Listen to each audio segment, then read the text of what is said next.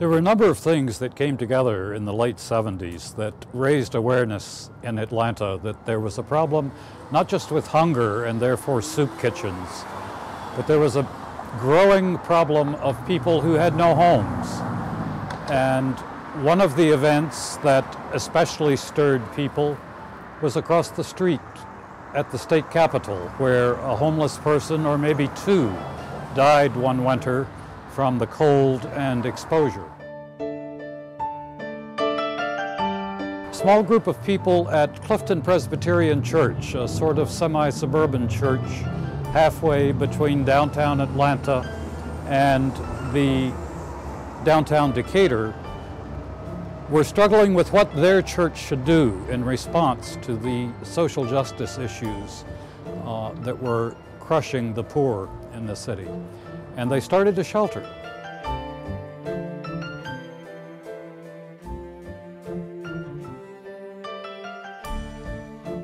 Well, this church here on this corner is the Shrine of the Immaculate Conception Catholic Church. The shelter actually expanded into this space 15 years ago in response to the great need. At that time we were taking 65 to 70 people at Central Presbyterian, which is up the street. Many churches, many synagogues, mosques close in upon themselves. The gift of the night shelter for the Shrine is that it invites our community to be a part of the city in which we live. Our American society is too often divided, and yet here at the night shelter we worship and are aware that the homeless, the hungry are right around us. Being able to offer hot sit-down dinners. We have a health clinic once a week, a foot clinic once a week.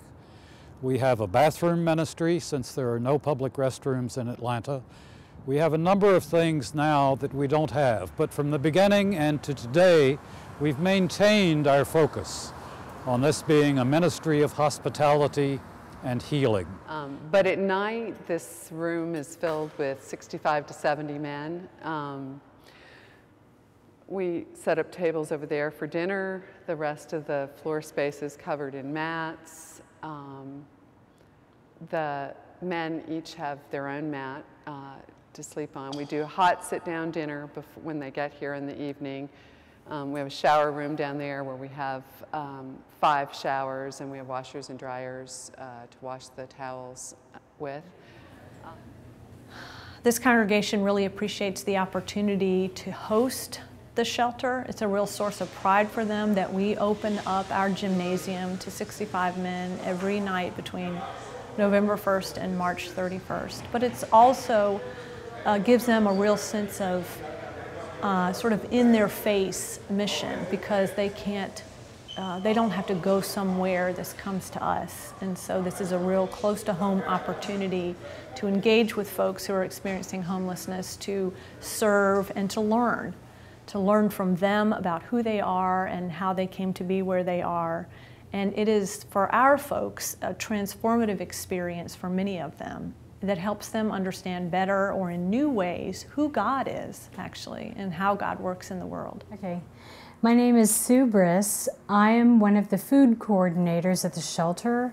What that involves is basically just making sure we have a hot meal and sack lunches for the guys to take with them every night that we're open at the shelter. But my job is fairly easy, because a lot of people enjoy doing meals for our guests. They really enjoy serving them.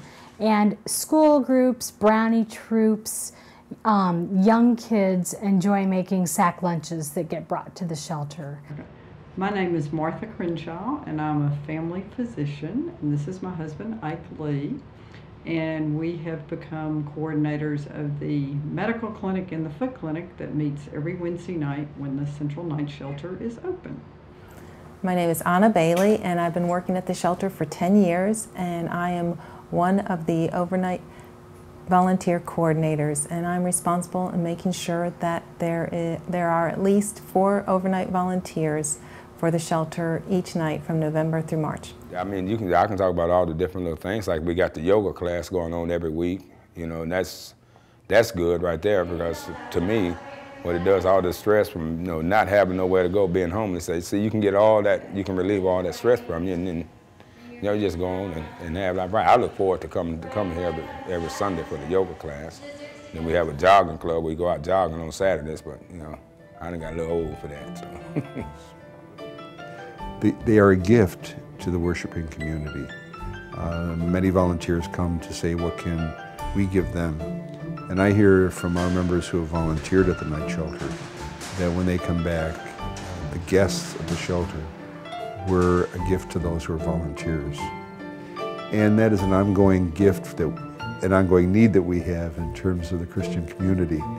I think one reason I like to come down is it makes me appreciate what I have a lot more. It helps me not to complain about all the little minor things that go wrong during the day. I remember Katie telling me the first year that you meet the nicest people when you work at the shelter, and I think that's probably why I keep doing it too, because you meet the nicest people. The men that stay here, our guests, are so appreciative, and then the people that I speak with are just wonderful. It could be a lot worse, and just the way that they make you feel around here, you make you feel welcome. We kind of call it our little miracle that happens here every night. Continue that kind of outreach.